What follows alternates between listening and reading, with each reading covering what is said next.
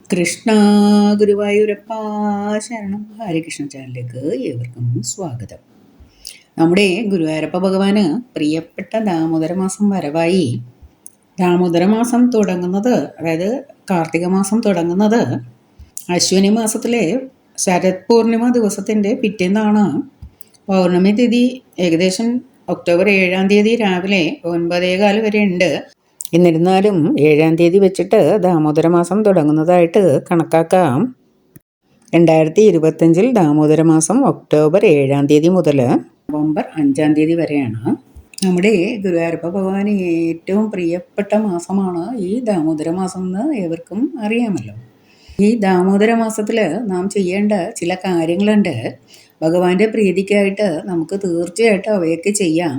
ഭക്തവാത്സല്യം നിറഞ്ഞതാണ് ഈ കാർത്തിക മാസം അഥവാ ദാമോദര മാസം. ഏതൊരു വ്രതവും, അതായത് വളരെ ചെറിയ വ്രതം പോലും ഈ കാർത്തിക മാസത്തിൽ വലിയ ഫലമാണ് നൽകുക. കാർത്തിക വ്രതത്തിൻ്റെ ഫലം 100 ജന്മങ്ങൾ നീണ്ടു നിൽക്കും. ദാമോദര മാസം അഥവാ ഈ കാർത്തിക മാസത്തിന് ഒരുപാട് പ്രത്യേകതകളുണ്ട്. അതായത് ഭഗവാനുമായി ബന്ധപ്പെട്ട് ഒരുപാട് കാര്യങ്ങൾ ഈ കാർത്തിക മാസത്തിലാണ് നടന്നിട്ടുള്ളത്. ഭഗവാൻ കുഞ്ഞായിരിക്കുമ്പോൾ വികൃതി കാട്ടിയപ്പോൾ യശോദാമ്മ കയറുകൊണ്ട് ഉരലിൽ ബന്ധിച്ചത് ഈ കാർത്തിക മാസത്തിലാണ്. അന്ന് മുതൽക്ക് ദേവന്മാർ വിളിച്ച പേരാണ് ദാമോദരൻ. ഭഗവാനെ അപ്രകാരം ഉരലിൽ ബന്ധിച്ചപ്പോൾ ആ ഉരലും കൊണ്ട് നടന്നു നീങ്ങി 2 പ്രായമായ മരുതുമരങ്ങളെ വീഴ്ത്തി ഭഗവാൻ. ആ മരുതുമരങ്ങൾ ശാപമോക്ഷം ലഭിച്ച നളകൂപര മണിഗ്രീവന്മാരായിട്ട് മാറുകയാണ് ചെയ്തത്. അപ്രകാരമുള്ള ഭഗവാന്റെ ബാലലീലകൾ നിറഞ്ഞതാണ് ഈ ദാമോദര മാസം. കാർത്തിക മാസത്തിൽ രാധാദേവിക്ക് അതിപ്രാധാന്യമുണ്ട്. ഈ സമയം രാധാദേവിയെ ആരാധിക്കുന്നത് ഭഗവത്പ്രീതിക്ക് കാരണമാകുമെന്നാണ് വിശ്വാസം.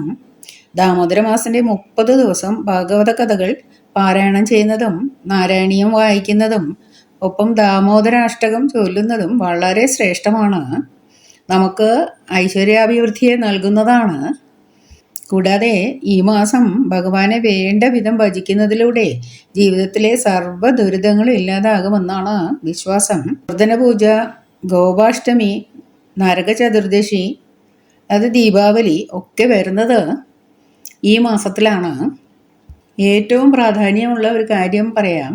അതായത് ഈ ദാമോദര മാസത്തിൽ നാം ഏവരും ഒരു നെയ്വിളക്ക് ഭഗവാന് സമർപ്പിക്കുകയാണെങ്കിൽ, അമ്പലത്തിലാണെങ്കിലും നമ്മുടെ പൂജാമുറിയിലാണെങ്കിലും ഒരു നെയ്വിളക്ക് ദിവസവും സമർപ്പിക്കുക. ഈ കാർത്തിക മാസത്തിൽ, അതായത് ഈ ദാമോദര മാസത്തിൽ ദിവസവും ഒരു നെയ്വിളക്ക് ഭഗവാന് അർപ്പിക്കുന്നതിലൂടെ നമുക്ക് ഏവർക്കും സകലവിധമായ ഐശ്വര്യങ്ങളും നേടാവുന്നതാണ്. ഒപ്പം സകലമായ ദുരിതങ്ങളിൽ നിന്നും മോചനവും ലഭിക്കുന്നതാണ്.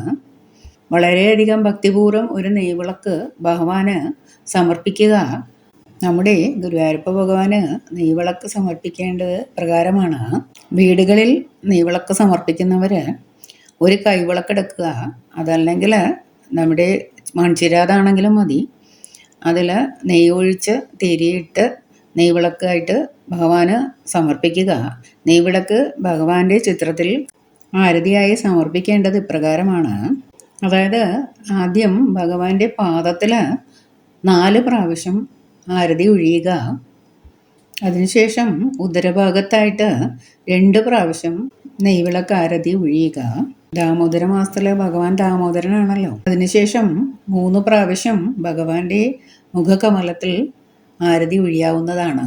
അതിനുശേഷം ഭഗവാന്റെ ചിത്രത്തിൽ മുഴുവനായിട്ട് 7 പ്രാവശ്യം നെയ്വിളക്ക് ആരതി ഒഴിയാവുന്നതാണ്. ഇപ്രകാരമാണ് നാം നെയ്വിളക്ക് ആരതിയായിട്ട് ഭഗവാന് സമർപ്പിക്കേണ്ടത്. നമ്മുടെ സകലവിധമായ ഐശ്വര്യങ്ങൾക്കും ഒപ്പം നമ്മുടെ ചെയ്തു പോയിട്ടുള്ള പാപങ്ങളൊക്കെ തീരാനും ഭഗവാന് ഈ ദാമോദര മാസത്തിൽ നെയ്വിളക്ക് സമർപ്പിക്കാവുന്നതാണ്. ഇനി വീടുകളിൽ നെയ്വിളക്ക് സമർപ്പിക്കാൻ സാധിക്കാത്തവർക്ക് അടുത്തുള്ള ശ്രീകൃഷ്ണ ക്ഷേത്രത്തിൽ നെയ്വിളക്ക് സമർപ്പിക്കാവുന്നതാണ്. അതുപോലെ തുളസിത്തറയുള്ളവർ ഒരു ചെറിയ വിളക്ക് തിരിതെളിച്ച് തുളസിത്തറയിൽ വയ്ക്കാവുന്നതാണ്. ഈ ദാമോദര മാസത്തിൽ അപ്രകാരം ചെയ്യുകയാണെങ്കിൽ വളരെയധികം ഐശ്വര്യം ഉണ്ടാവുന്നതാണ്. ഈ ദാമോദര മാസത്തിൽ നമുക്ക് ഒരു പ്രധാനപ്പെട്ട ദാനം ചെയ്യാവുന്നതാണ്. അതായത് ഒരു ചെറിയ വിളക്ക് മേടിച്ചിട്ട് അത് അർഹതപ്പെട്ട ആർക്കെങ്കിലും ഒന്ന് ദാനമായിട്ട് നൽകുക. അത് വളരെയധികം പ്രാധാന്യമുള്ള ഒരു ദാനമാണ്. ഭഗവത് പ്രീതിക്ക് അത്യുത്തമമായ ഒരു ദാനമായിട്ട് കരുതപ്പെടുന്നു. ഇപ്രകാരം ഈ ദാമോദര മാസം നമുക്ക് ഭഗവത് പ്രീതിക്കായിട്ട് ഒരു നെയ്വിളക്കെങ്കിലും കത്തിക്കാവുന്നതാണ്. ഈ ദാമോദര മാസത്തിൽ ഏവർക്കും സകലവിധമായ ഐശ്വര്യങ്ങളും ഗുരുവായൂരപ്പ ഭഗവാൻ നൽകട്ടെ എന്ന് പ്രാർത്ഥിക്കുന്നു. ഹരേ കൃഷ്ണ. സർവം കൃഷ്ണാർപ്പണമസ്തു.